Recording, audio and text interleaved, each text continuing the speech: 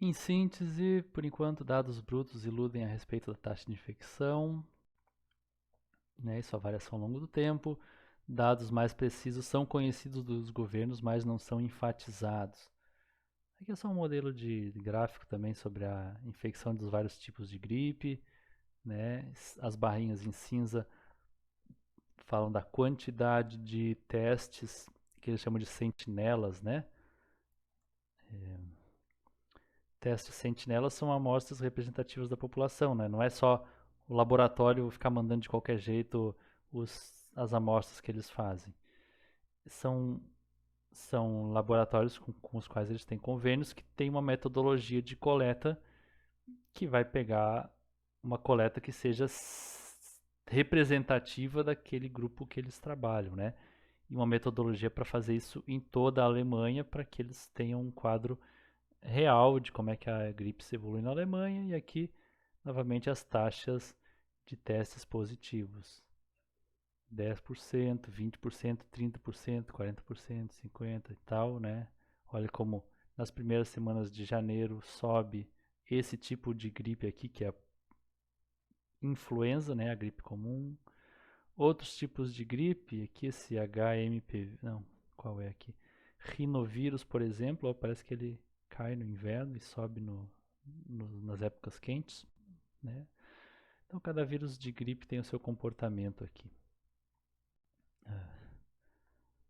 Vamos ver alguns dados de países, né? A China. Esse foi uma das pesquisas primeiras que se fez na China com casos positivos de coronavírus. Chegou a essa primeira estimativa de mortalidade de 3,7, né? Lembra que a OMS tinha chegado a 3,4 e tal. Mas após ajustes, eles viram que a taxa de letalidade, quer dizer, os casos fatais relacionados a coronavírus, eram de 0,7%, quer dizer, abaixo de 1%. Essa taxa diminui ainda mais para menores de 60 anos, era de 0,3%. Acima de 60 anos, 6,4%. Acima de 80 anos, 13,4%. Agora preste atenção, pode parecer, poxa, então ela ainda é um pouco letal, né? Para acima de 80 anos, tem uma taxa de 13% de mortalidade. A estimativa de vida na China ao nascer hoje é de 72 anos de idade. Quer dizer que a pessoa que nasce hoje, o chinês que está nascendo hoje, é, espera-se, né, na média, ele vai viver até 2092. Ele vai completar 92 anos lá no final do século. As pessoas que estão completando 80 anos de idade hoje na China nasceram em 1940.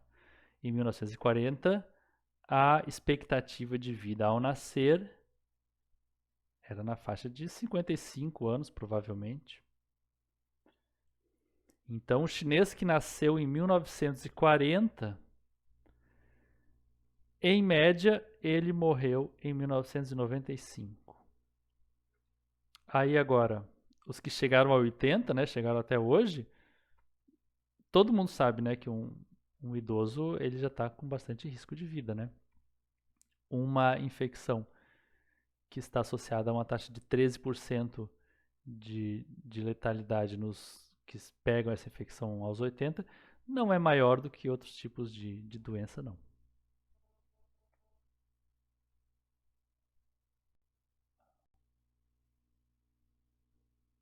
Demora um pouco aqui, vocês me desculpem. Vamos? Ah, ali é a Islândia. Eu estou vendo bem pequeno. Aqui, Islândia. Também sobre a letalidade.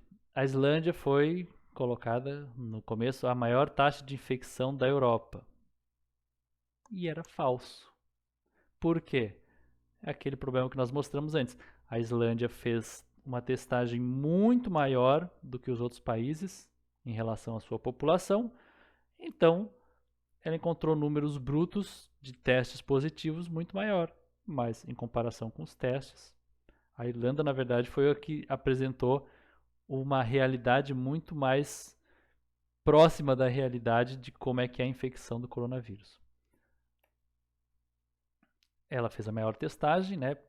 Mais ou menos 10% da população foi testada. Menos do que 1% resultou em positivo. Ou seja, de cada 100 islandeses, menos de um teria dado positivo. A metade desses tinha algum sintoma, quer dizer, a outra metade estava imunizado, não tinha sintomas. 3% dos positivos, quer dizer, 3% de 1% precisaram de hospitalização e 1% de tratamento, terapia intensiva, e 0,2% vieram a óbito. Ou seja, você tem menos de 1% de positivos na população, e desses menos de 1%, 0,2% em óbito.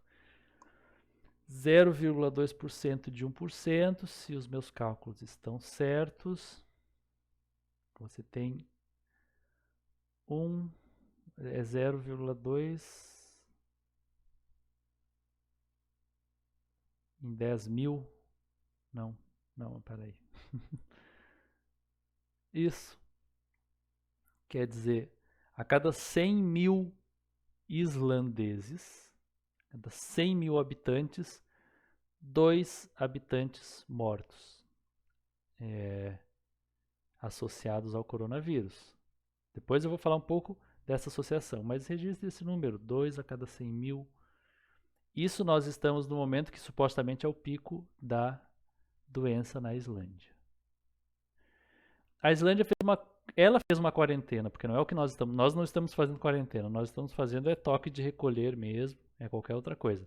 A Islândia fez uma quarentena civilizada, que era de 14 dias, que atingiu apenas 2% da sua população. Como era essa quarentena?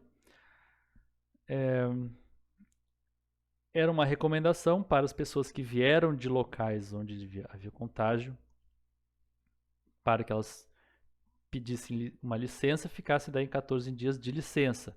Ela podia solicitar ao governo a licença médica e aí ganhava a licença, né, para o trabalho, como se fosse um atestado médico. Eles recomendaram que os idosos se mantivessem em quarentena. E nessas recomendações eles colocavam muito claramente: continue em contato com o seu animal de estimação, porque eles não vão pegar o vírus e eles são fonte de suporte emocional. Quando sair com o seu animal de estimação, isso é o site oficial do governo sobre o coronavírus, fala nessas palavras. Quando sair com seu animal de estimação, mantenha então o distanciamento de outras pessoas. Crianças, também era colocado assim, crianças não são contagiosas, não sofrem o contágio dessa doença, têm uma imunidade, uma resposta imunológica rápida, portanto, não são fechadas as escolas. Isso está no site oficial do governo. Crianças, filhos de pais em quarentenados podem ir à aula normalmente. Também está no site oficial. E não está em letras miúdas, não. Isso são pequenas diretrizes. Eles fizeram um texto muito simples para que a pessoa ela abre, ela tem as informações, ela sabe o que fazer. E a quarentena de 14 dias. Por quê? Porque se você é suspeito de ter o vírus, em 14 dias, uma dessas duas coisas aconteceu. Ou você desenvolveu sintoma, ou você desenvolveu imunidade. Se você desenvolveu sintoma, você vai no posto de saúde. Se você desenvolveu a imunidade, você não precisa mais ficar em quarentena. Porque não tem essa besteira que eles falam, que agora a pessoa que está imune, ela é um vetor da doença para os outros. A pessoa que está imune é uma bênção, é um fator de imunidade de massa. Por quê? Ela vai portar no seu organismo versões mais enfraquecidas do vírus, ou então nenhuma versão do vírus. Ou ela eliminou completamente o vírus, ou as versões que estão no vírus são versões que não têm esse potencial de infecção, então está convivendo ali bem. Esse é o princípio da vacina. Se a pessoa que está imune transmitir esse vírus mais enfraquecido ou em menores quantidades para outras pessoas que não têm imunidade, essa pessoa está fazendo exatamente a mesma coisa do que o princípio da vacina. A vacina né, inocular a pessoa com uma versão mais enfraquecida de um vírus ou de uma bactéria, ou com poucas quantidades desse organismo. E como está em pouca quantidade, mais enfraquecido, o organismo pode reagir e desenvolver imunidade para quando ele está em contato com a bactéria poderosa, com o vírus mais forte. Então, a pessoa, ela demonstrado que ela era do grupo de risco, ficou 14 dias, não desenvolveu nada, é porque ela desenvolveu imunidade. Desenvolvendo imunidade, é muito bom que ela circule, porque ela vai estar ajudando a espalhar uma versão de um vírus que é menos letal à população. Ela vai estar ajudando nessa imunização. Mais para frente, em outro vídeo, eu vou trazer uma entrevista de um epidemiologista que fala justamente disso também. A maioria dos quarentenados na Islândia já estão liberados, isso no final de março. Foi uma quarentena civilizada, como eu falei, né? É o país mais frio da Europa, portanto, um país que tem uma predisposição das pessoas ficarem mais em locais fechados. Mesmo assim, mesmo o país mais frio da Europa, ali. O coronavírus não afundou a Islândia, eles estão vivendo uma vida normal atualmente, né? Ao contrário do que previam os profetas do Apocalipse. Aqui o desenvolvimento dos casos. Esse é o total de casos brutos encontrados, né? Por que ele tem essa curva também? Essa curva não é significativa do, do da taxa de infecção. É importante a gente ter noção disso. Por quê? Porque o governo da Islândia ele fazia uma testagem das pessoas que davam entrada em hospital. Então era um teste enviesado. E era uma testagem muito menor, né? São muito menos pessoas que entram no hospital.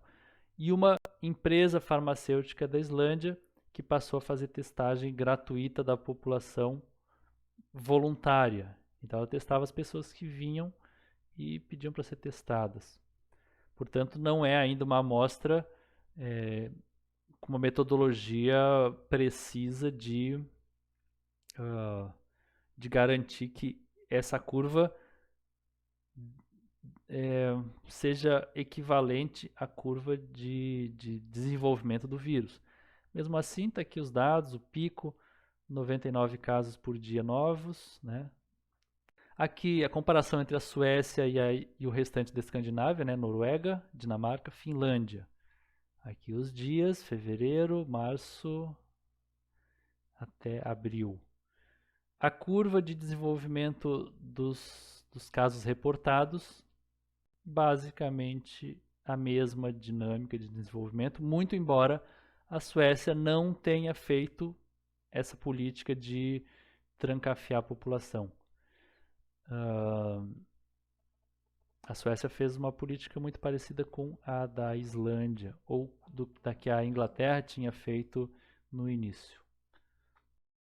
Então, como vimos, a letalidade do vírus é superestimada, ou como veremos também. Uma das pesquisas no hospital de Wuhan, com 99 pacientes, entre 1 e 20 de janeiro. Ou seja, pegou os primeiros casos que apareciam no hospital. Sintomas, aqui, febre, falta de ar, dores, enxaqueca, dor de garganta, rinite, diarreia, vômito. Nada de novo nos sintomas. Portadores de doenças crônicas. A metade tinham doenças crônicas, principalmente cardiovasculares, endócrinas, gastrointestinais, tumor maligno, sistema nervoso, talvez o que? Alzheimer, não sei. Doença respiratória. Pneumonia em 75%, outras infecções. Média de idade 56 anos. E as mortes desses quadros aqui, 11%. Foram mortes de falência de algum órgão. Veja bem, esses casos foram testados e deu positivo para coronavírus. E o que eles observaram é que eles queriam fazer esse teste aqui, que é um teste que prevê fatalidades para casos de pneumonia. E o resultado que eles chegaram é que este quadro aqui de fatalidades, considerando a morte, desculpa, a idade e os sintomas, eram previsíveis pelo modelo. Ou seja, se ninguém soubesse da existência de coronavírus e chegassem doentes com este perfil no hospital, fosse aplicado este modelo aqui de análise, ia chegar a esta probabilidade aqui de fatalidades, de mortes. E, bom, descobriram que tinha um tal SARS-CoV-2 nesse corpo e continua valendo esse modelo. Né? Embora eles contem pra gente que o vírus é praticamente o diabo, a encarnação do diabo em pessoa, né? Daqui a pouco o vírus vai crescer, ganhar 2 metros de altura e sair devorando criancinhas na rua, né? Na rua não, né? Nas casas, porque elas estão trancadas em casa. Mas se o coronavírus fosse fatal, ou já que dizem que o coronavírus é fatal, não deveria aumentar o número de mortes aqui? Não deveria apresentar um caso de fatalidade maior do que aquele já esperado pelo modelo de pneumonia já conhecido? Aqui, sintomas, febre, quadro, coriza, pneumonia, 10% dos sintomáticos nesse estágio de hospitalização. Lembra que é parecido com a Islândia, que fez também essa coleta de testagem bem massiva, 0,7% de óbitos, né? Semelhante a esses outros países que estão mostrando uma taxa de óbitos de menos de 1% dos infectados. Idade média dos óbitos, 83 anos de idade. Expectativa de vida da Alemanha, 81 anos de idade. E era 60 anos de idade em 1940. Aquela mesma questão. As pessoas que estão morrendo aos 80 hoje, na Alemanha, nasceram em 1940, 1937. Nasceram no meio da guerra, né? Então vocês imaginem assim. A pessoa estava nascendo na década de 40 na Alemanha, final de década de 30. E Deus falou para eles assim: olha, essa coisa chamada vida, ela tem riscos. E dados os riscos de viver, provavelmente você vai viver até os 60, você vai morrer no ano 2000. Mas você pode escolher entre os riscos associados a viver, ou tem um outro risco aqui, olha só, que ele se chama coronavírus, que eles vão descobrir no ano 2020. E aí você vai morrer com esse coronavírus aos 83. Olha, esse vírus nossa, esse é o final da humanidade. O que você prefere? Morrer de 60 como a média da população? Ou morrer 23 anos depois? Né? Que vírus fatal é esse que ele está matando pessoas que já estão ultrapassando, já passaram da expectativa de vida para o ano que elas nasceram? Quem aí tem algum parente com 83 anos de idade? Quantos desses parentes dão entrada em hospital? Quando ele dá entrada no hospital, fica a família toda preocupada. Pode ser para tirar uma verruga, a família vai ficar preocupada. Se for para fazer uma cirurgia, o médico vai dizer: ó, é o seguinte, a gente só vai fazer cirurgia se for essencialmente vital, porque só de fazer uma cirurgia já pode ter risco de complicação com uma pessoa de 83 anos de idade. Você dizer que uma doença que tem uma média de 0,7% de óbitos é fatal em 83 anos de idade, isso é menos do que as outras doenças que aparecem aí é, que, porque do que os idosos de 83 anos de idade estão morrendo, então? Se a pior coisa do mundo é uma doença com essa taxa de fatalidade aqui.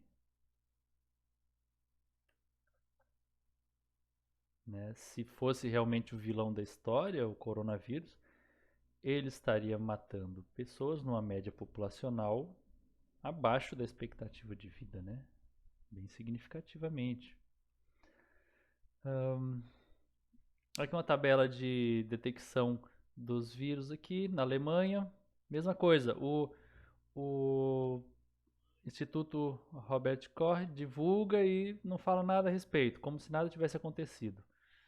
Eles colocam aqui as semanas do ano, né, de 2002. Aqui são influenza A, outros tipos de vírus associados à gripe. E na linha em azul é o percentual de casos positivos que eles encontram nos testes. Veja que esse instituto ele faz as testagens com sentinelas, com amostras que são metodologicamente selecionadas para serem significativas da população. E ele encontra que nestas semanas aqui, 41% da população, mais ou menos, aí foi caindo, tinha algum tipo de vírus de influenza.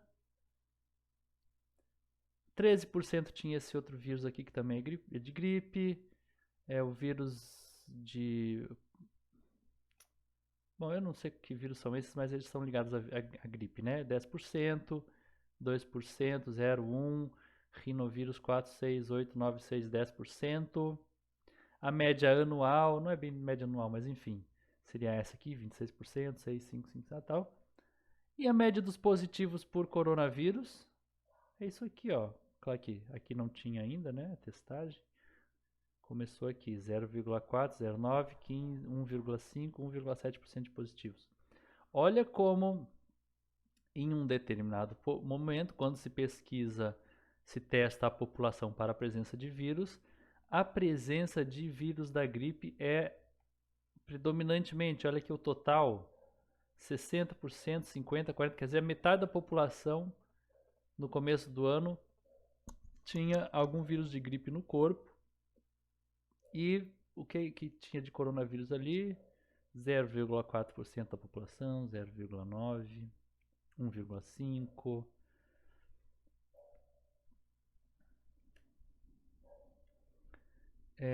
CFR é isso aqui, ó, taxa de fatalidade dos casos. Essa pesquisa ele não consegue explicar, não é a finalidade da pesquisa, é uma pesquisa feita para fins estatísticos. Ele mostra, olha, como que cada caso tem esse sampling bias, quer dizer, esse viés da amostra. Dependendo de onde se coleta a amostra, você tem níveis de infecção altíssimos ou muito baixos. Os níveis muito baixos tendem a ser onde se coleta a amostra das populações, que é o que dá o retrato mais real da, da, da situação. Portanto, não é que a gente deva fazer uma média disso aqui.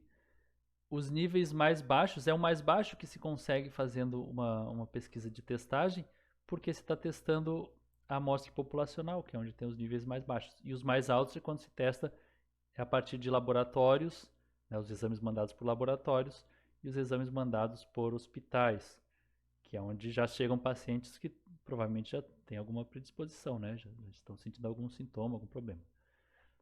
Então você veja que as testagens aqui variam tudo abaixo de 1% dos testes, né, de 0,25, por exemplo, até 1,5. Aqui começa 3, 3, 2, 4, 5, 6, 8, 10, que são, dependendo de onde se tira a amostra, eles vão ter esse viés, eles vão ter esse número alto de infecção, não, de fatalidade, de mortes por coronavírus, né? Mas o fato é que os países que fazem testagem aqui das suas populações mesmo, testagem mais significativas, ficam nessa faixa, menos de 1%, talvez 1% de fatalidade.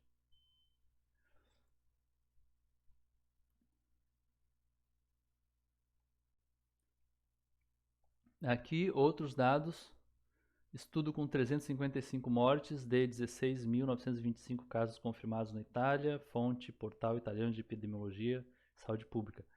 Média de idade das vítimas nessa análise era 79 anos. Veja que há expectativa de vida ao nascer dos italianos hoje é de 81 anos de idade, ou seja, basicamente essa faixa etária já tem uma taxa de mortalidade esperável, né, acima da média, quer dizer, perto da média. Esses que deram entrada no hospital eram casos que eram dados como confirmados de coronavírus. E os 355 mortos. Destes 355 mortos, a metade, 48%, tinham 3 ou mais condições, comorbidades, outras doenças acontecendo ali juntos, doenças crônicas. E a outra metade tinha 2 ou uma condição. E 1% apenas dos mortos não tinha nenhuma condição, quer dizer, a morte não poderia ser explicada por outros fatores. Que outros fatores estavam presentes nesses 99% aqui que foram registrados como mortes por coronavírus? Câncer ativo, fibrilação atrial, obstrução crônica pulmonar, demência, provavelmente Alzheimer, né? Diabetes, doença cardíaca, hipertensão, doença hepática crônica, insuficiência renal crônica, infarto. Aí eu pergunto para vocês, né? O que está acontecendo aqui? Pessoas que entram com 79 anos em média de idade, com câncer, infarto, hipertensão, diabo a 4, eles vão lá e botam como atestado de morte Covid-19. Né? Se o vírus tivesse toda essa letalidade que dizem que tem, é óbvio que num número grande de mortos se verificariam vários mortos que não tem nenhuma outra condição, nenhuma outra doença adjacente. E o que a gente está vendo aqui é exatamente o contrário. Portanto, acompanhem comigo. Nós estamos vendo quadros de estatística onde menos de 1%, ou se quiserem ajudar a arredondar, né, 1% dos casos positivos, 1% dos testes dá positivo ou menos, né, quer dizer, desse 1%, menos de 1% vem a óbito. Lembra na Islândia? 0,2% dos que testaram positivo. E desses óbitos, se a gente fizer 1% de 1%, já é 1 por 10 mil, né? Que já é um número elevado, porque é menos de 1% sobre bem menos de 1%. Desses 1 sobre 10 mil, a gente descobre que tem mais 1% que realmente não tinha outra doença concorrendo aqui para a fatalidade da pessoa.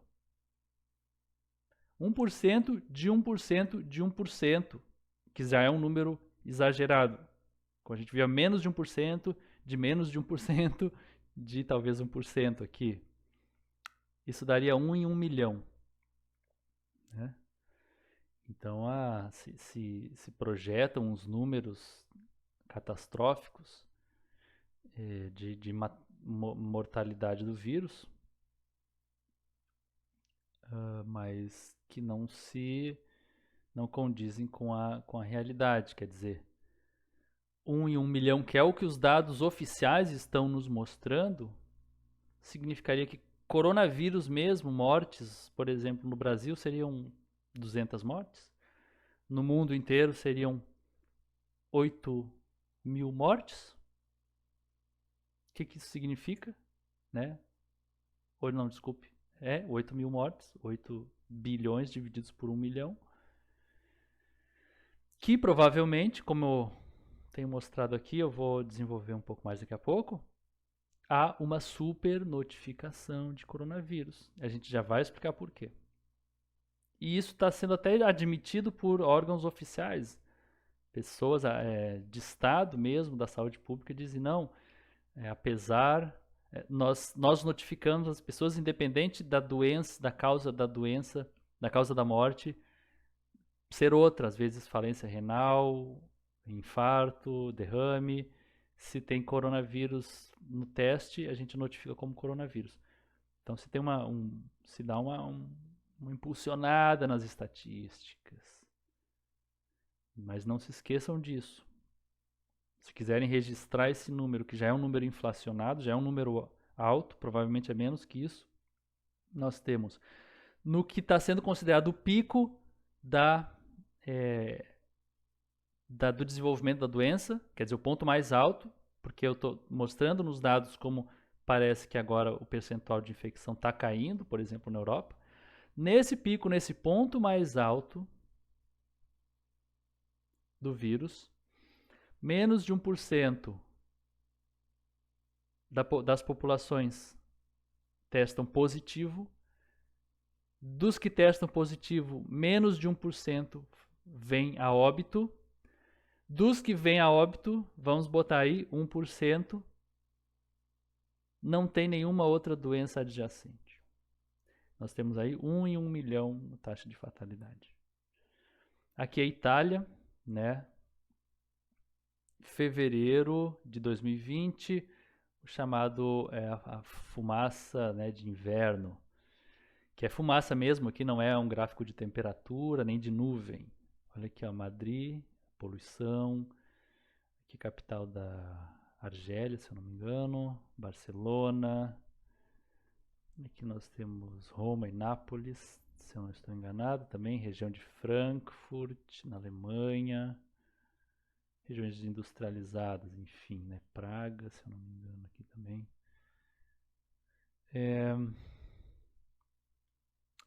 E olha a poluição no norte da Itália, onde foram os principais casos de coronavírus, porque é uma região muito industrial e ela tem esses Alpes aqui que seguram o vento.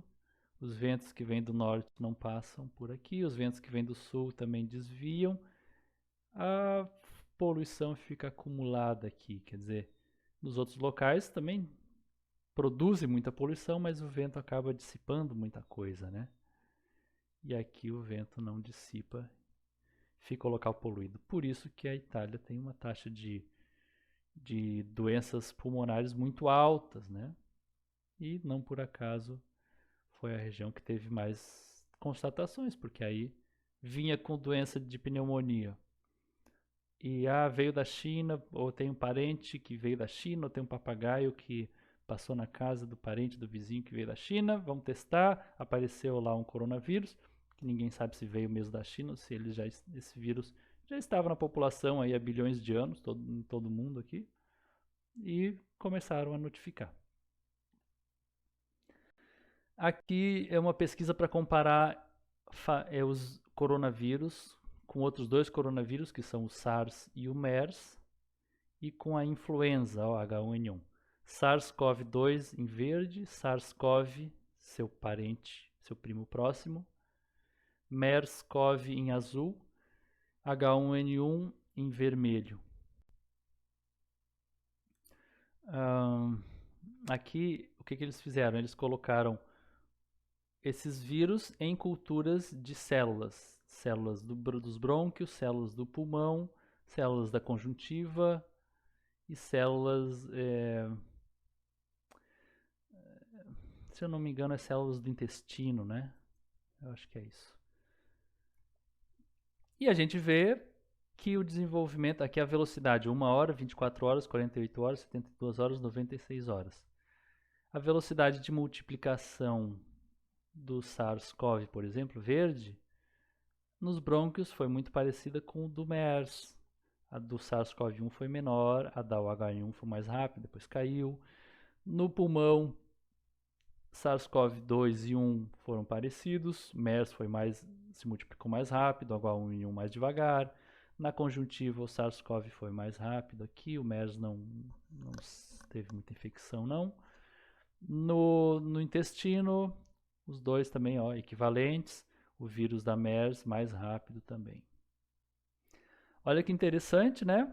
Como era de se esperar, ele se comporta no ritmo de multiplicação muito parecido com os seus parentes, seus primos próximos, né? Poxa, mas aquele jornalista que vivia dizendo que a gente não sabe nada sobre o vírus, né? De repente, vai que o vírus se comporta parecido com HIV, né? Vai que agora ele começa a ser sexualmente transmissível, já que a gente não sabe nada dele, né? Ou de repente ele se transforma num vírus do sarampo, né? A gente não sabe nada sobre esse vírus. Pode ser parecido com sarampo, né? A gente vai ficar tudo cheio de pintinhas e tal. E agora ele vai pular nas criancinhas e tal. Né? Então não. Como era de se esperar, para surpresa geral, ele se parece muito com seus primos próximos. Mas isso, claro, que a imprensa não vai dizer. Ela vai continuar dizendo que a gente não sabe nada sobre o vírus. Aqui também cultivos em outras células. Eu não lembro que células são essas aqui. O SARS e o MERS é o verde e o laranja. Eles geralmente estão equiparados aqui com seus outros vírus. Desculpa, o SARS-CoV-1 e 2, né? É o verde e o laranja.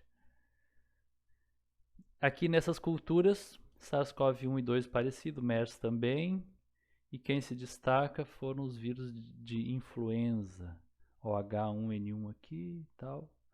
Eu não sei bem porquê, né? Se isso é melhor ou pior, mas o que é importante mostrar aqui que as famílias de coronavírus, SARS-CoV-1, SARS-CoV-2, MERS, se comportam de maneira semelhante.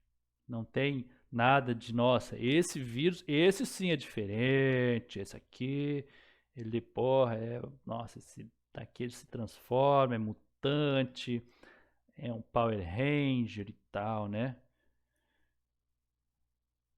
Aqui, um diretor de Stanford da pesquisa de prevenção. A distorção das estatísticas é tremenda, proveniente da testagem de pacientes, não de amostras populacionais. Na testagem do navio em quarentena Diamond Princess, a mortalidade era de 1%, mas se tratava de uma população bem mais idosa do que a média mundial. Outros coronavírus conhecidos que provocam gripes comuns chegam à mortalidade de 8% em idosos. O que estamos vendo nesta temporada é semelhante, ou no máximo um pouco mais grave, do que nas outras temporadas de gripes anuais.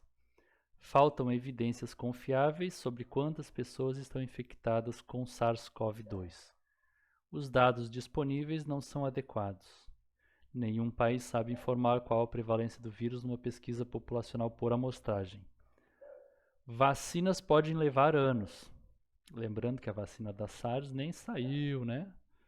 Faz o quê? 18 anos.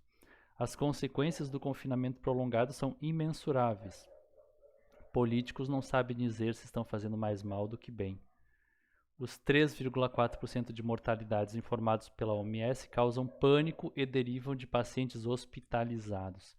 Se projetarmos a taxa de mortalidade do navio Diamond Princess para a estrutura populacional dos Estados Unidos, chegaremos a uma taxa de mortalidade que fica entre 0,05, 1 em 2.000 e 1%, 1 em 1.000. Aqui a taxa de mortalidade em relação à idade. Estudo com os casos confirmados na China e na Itália. 44 mil casos confirmados na China e 16 mil casos na Itália. Resultou que a taxa de mortalidade 0 a 9 anos 0%, e assim vai, 0,4%, 1,3%, 0,6 a 1,3% de 50 a 59 anos, né? Quer dizer, aqui a barra da esquerda é Itália, a barra da direita é China. E chegando a 17, algo entre 17 e 14,8%, quer dizer, vamos dizer uma média de 16% entre os acima de 80 anos. E aqui o site, que é o World Meters, Não é o World Meters, é outro ali. Fala que aqueles acima de 60 estão com o maior risco, né? Sofrem o maior risco. Mesmo assim, esse tipo de número não diz muita coisa, porque é preciso estabelecer um comparativo entre as taxas de mortalidade por faixa etária das outras doenças, né? Para a gente saber se 15% aqui é muito ou é pouco. Qual é a taxa de mortalidade das pessoas com pneumonia acima de 80 anos? Qual a taxa de mortalidade das pessoas com câncer, com histórico de doença cardíaca, com gripe, com, sei lá, Alzheimer?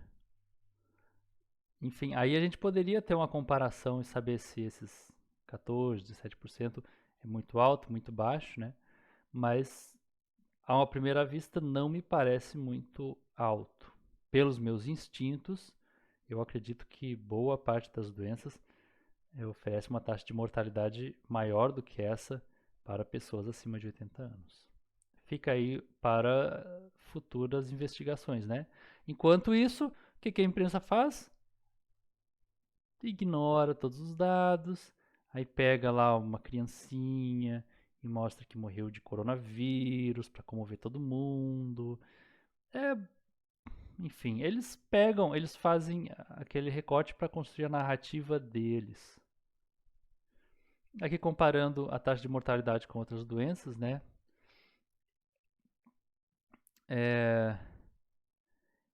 Tríplice é sarampo, catapora, né? Sarampo, cachumba e rubéola. Sarampo, catapora e rubéola. Desculpa, eu não tenho agora em mente aqui. No grupo de risco das crianças antes da existência de vacina, portanto, semelhante ao estado que nós temos em relação ao coronavírus, a taxa de mortalidade de crianças com alguma dessas três doenças podia variar entre 3 até 10, 15%, dependendo do meio social, né, da condição de vida, né, extrema pobreza ou não. E, bom, ninguém parava a cidade, inclusive ninguém parava as escolas, que eram os meios de contágio dessas doenças, né? Já pensou? Vamos fechar as escolas até erradicar essas doenças? Inclusive que eu já falei, né? Estão voltando aqui no Brasil porque a vacinação está diminuindo. Vamos ver os dados sobre as mortes registradas como coronavírus no mundo. Olha como elas crescem, 5, 9, 7, vamos ter um pico de 6 mil mortes praticamente, lá no começo de abril, lá no final de abril, desculpa, lá no final de março, começo de abril. E que vem regredindo, que ninguém fala também, né? Que mesmo esse número de mortes superestimadas, supernotificadas, vem caindo. E a burguesia vai dar um jeito de manter as mortes altas para manter o que ela está fazendo atualmente. Assunto para o próximo vídeo. Mas o que a gente tem aqui? Desse total de mortes super notificadas, quer dizer, lembra que 1% delas só tinha coronavírus, 90% tinham outras mortes que não tinham outras doenças crônicas que foram ignoradas como causa da morte. Mesmo assim, se a gente tomar esse dado como verdadeiro, nós vamos ter mais ou menos 60 mil mortos. Aqui, 69 mil mortos, vamos botar arredondando, né? 70 mil mortos do primeiro morto até início de abril, mais ou menos 70 dias. Nesse intervalo de tempo, todos os anos, em todo intervalo de tempo de mais ou menos 70 dias, 70 mil pessoas morrem de gripe no mundo. Né? HIV, outras 70 mil. Tuberculose, 250 mil. Né? Veja que a tuberculose não é uma doença que ela está, vamos dizer, como supostamente parece o coronavírus, está crescendo e tal. Ela está ali, mantida, estável, né? Por anos, por décadas, ali, por séculos, né? Ou vamos corrigindo, né? Ela tem sido combatida, mas continuam morrendo aproximadamente, não sei se 3 milhões de pessoas por ano, alguma coisa assim. Nesse período de 70 mil mortes confirmadas, né, oficialmente de coronavírus, 250 mil de tuberculose, e esse número vai continuar, né? Olha nós, como a gente está preocupados com os mortos, né? Quem lembrou dos tuberculosos? Depois a gente vai falar mais um pouquinho disso aí. Quem lembrou da diarreia, matando 270 mil pessoas, geralmente crianças, né? Nesse mesmo período. Acidentes de trânsito. Nesse mesmo período, 270 mil acidentes de trânsito. Diabetes, 315 mil. Câncer, 1 milhão e 900 mil. Doenças cardíacas, cardiovasculares, 3 milhões 300 mil. Um total de 11 milhões, na verdade são quase 12 milhões de mortos em 72 dias. Essa é a estatística básica média de todos os anos. Ou seja, anualmente, a cada 3 meses, não, 2 meses e pouco, né? 11 milhões de pessoas estão morrendo. Por ano, são cerca de 50 ou 60 milhões de mortes. E assim, aceitando esse dado de 69 mil mortos por coronavírus naqueles primeiros 72 dias de epidemia, a gente pode comparar com dados oficiais também da Organização Internacional do Trabalho. Nesse mesmo período, 128 mil mortos por intoxicação no ambiente de trabalho. 454 mil mortos por condições de trabalho precárias. 31,5 milhões de doenças laborais. 67 milhões de acidentes laborais. Isso é o que acontece como rotina ao longo de cada período de 72 dias da nossa existência. Então a gente vê que a burguesia e a classe dominante, os governos, eles realmente estão muito preocupados com essa epidemia, né?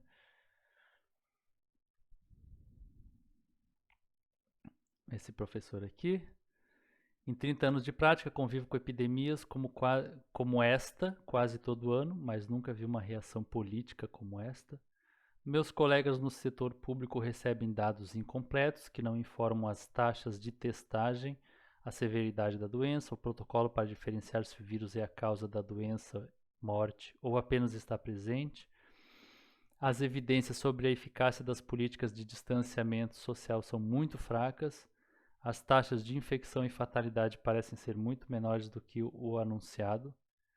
O OMS tem criado problema com a pressão que faz sobre a saúde pública, gerando uma reação exagerada dos governos e administradores da saúde.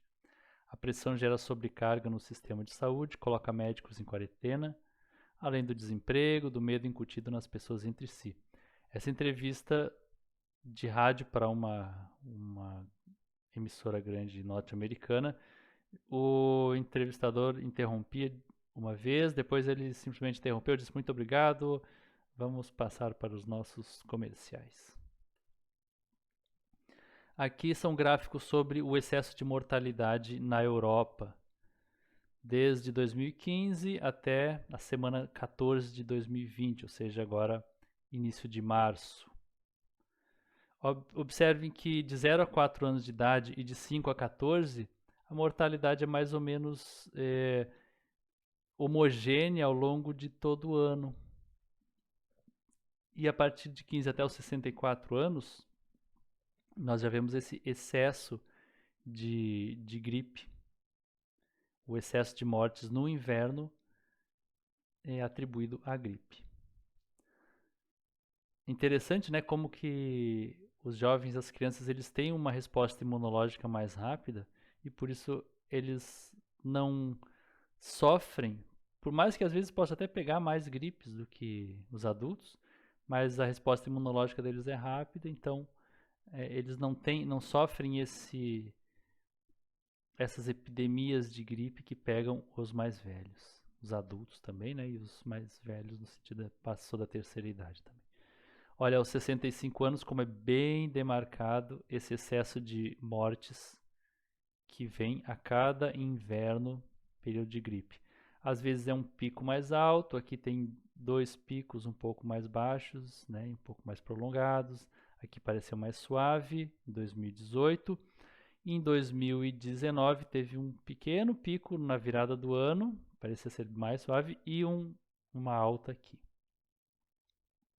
Todo mundo vai dizer coronavírus, coronavírus, coronavírus. Mas já vamos entrar nesse detalhe aqui. E aqui é a soma de todas as idades, né? Que é muito parecida com a dos mais velhos também e dos adultos. Segue esse mesmo padrão. Eu quero que você se concentre nesse gráfico aqui, que vai ser o da próxima tabela. Não, ainda não, da próxima outra. Aqui são as mortes diárias por coronavírus Covid-19 na Europa, segundo os dados oficiais, que você já sabe que eu não estou aceitando esses dados como realmente válidos para a realidade, mas enfim, vamos utilizá-los, né? As mortes que são informadas. E aí eu fiz um gráfico aquele mesmo gráfico, eu coloquei aquelas mortes por semana. Na verdade, o que eu peguei foram desses países aqui, que fazem o gráfico do monitor de excesso de mortes europeu, Áustria, Bélgica e tal, e joguei por semana e tive esta curva aqui de mortes alegadas que são de coronavírus. Sendo que infelizmente não dá para ver muito alto aqui, mas na última semana, da semana 14, são 25 mil mortos. Na semana 13 são 15 mil mortos. Na semana 12, algo como 2 mil mortos, talvez. Não, desculpe, 7 mil mortos. Na semana 11, talvez 500 mortos, quem sabe 400. Infelizmente, eu não tenho os dados numéricos deste gráfico aqui do monitor de mortes da Europa. Eles não disponibilizam para réis mortais, né? Mas eles sabem os dados, mas não divulgam assim, né? Mas o que eu peguei foi extrapolar esses valores aqui, mais ou menos visualmente, para esta semana onde se alega que são mortos por coronavírus. Aqui nós temos, deixa eu passar para o próximo. Então eu vou jogar esta figura aqui para este cantinho aqui. Preste atenção que essa figura amarela vai ser a ampliação do próximo gráfico. Aqui, ó. O vale da curva descendo, ele sobe, tem aquele pequeno pico que nós vimos na faixa de 60 mil mortos por semana, chegando a 70 mil mortos por semana. Não chegou bem aos 70 mil e ela começou a descer, né? Então, calculando essa distância, pegando o número de mortos de coronavírus, com coronavírus, a gente joga 70, baixa 25 mil e vê onde é que a curva iria parar se a gente diminuísse os valores de coronavírus. Olha como é que eu fiz aqui. A gente pega a linha, né? Pega uma linha no valor de 25 mil mortos e joga para cá na semana número 14. Na semana número 13 joga outra linha no valor que era, sei lá quanto que era, né? 10 mil mortos talvez. Enfim, eu peguei aqueles valores lá. Outra linha na semana 12, 11, 10, 9, 8 é praticamente irrelevante. O que nós observamos aqui? Que essa linha de mortalidade europeia, menos o que se alega ser do coronavírus, ela estaria lá embaixo. Ela teria despencado muito abaixo do vale, e esses vales de mortalidade, eles são para acontecer na semana, olha aqui, lá pela semana 30, lá pelo meio do ano. Então, normalmente essa curva, né, ela teria o pico, vai caindo, e aqui no meio ela vai chegar no baixa. Ou seja, me parece, é, visualmente falando, por esses dados, essas curvas, impossível que essas mortes alegadas por coronavírus sejam todas realmente excesso de mortes causadas por coronavírus. Porque este gráfico aqui, vamos dizer que fosse para seguir uma linha normal e que esse pico aqui é culpa do coronavírus, ele estaria fazendo mais ou menos este trajeto aqui, né? Ele chegaria mais ou menos aqui e nunca aqui. Então, quer dizer, esse excesso de mortes aqui não pode ser tudo que alegam ser os mortos por coronavírus. Como eu disse, infelizmente gostaria de ter os números disponíveis, porque aí é fácil, né? Você faz uma tabela e vai diminuindo, subtraindo, faz o gráfico. Este professor aqui, ele foi ex-ministro da Saúde lá pelos anos 90 em Israel, e ele fala: é uma epidemia equivalente à gripe comum em todos os países. O confinamento é ineficaz para salvar vidas e matará mais pessoas de depressão, ansiedade, ataque cardíaco ou por dificuldade econômica. As chances de se morrer com coronavírus abaixo dos 65 anos é a mesma de quem dirige um automóvel 15 quilômetros diariamente. Governos estabelecem que a morte seja notificada como Covid-19, mesmo que a causa de morte seja outra. Os testes que são feitos são de PCR, que são testes de sequenciamento genético, não dizem muita coisa, seria preciso testar pelos anticorpos. Lógico, testando pelos anticorpos se sabe se o corpo está imune, qual é o nível de imunidade da população. E não se estão testando por anticorpos. Por que não estão testando por anticorpos? Não sei. Ou talvez estejam testando por anticorpos e estejam engavetando os resultados porque não interessam para o discurso hegemônico. A intenção deliberada de governos e da imprensa de dar espaço aos profetas do Apocalipse e isolar as vozes dissidentes. Itália já é conhecida por ter temporadas anuais de gripe 3 vezes mais severas do que o resto da Europa. Deveríamos proteger os idosos e permitir que a população adulta continuasse circulando para criar imunização de massa. Esse era o modelo inglês inicialmente, mas Boris Johnson foi pressionado e obrigado a mudar. É como parar os transportes para salvar a vida dos acidentados ou dissolver o exército para salvar a vida dos soldados. Os políticos estão surfando nessa onda e não querem se opor, mesmo se forem contra o confinamento. Por 35 anos venho escutando que o sistema de saúde em Israel está em colapso e ninguém parou o país por causa disso. Máscaras em massa são ineficientes e são partes da lavagem cerebral. No próximo vídeo eu vou poder tratar sobre essas questões das máscaras, enfim, e várias outras, né? Como vocês viram, o assunto é amplo e nós estamos apenas ainda arranhando a superfície. Espero que tenham gostado. Termino então com a nossa conclusão, graças ao nosso estagiário. Fez aqui uma planilha para sintetizar tudo, né? A gente percebe que Lula está no centro de todo este problema do Covid e ele parece ser o comandante maior. Nós não temos provas, mas temos convicções.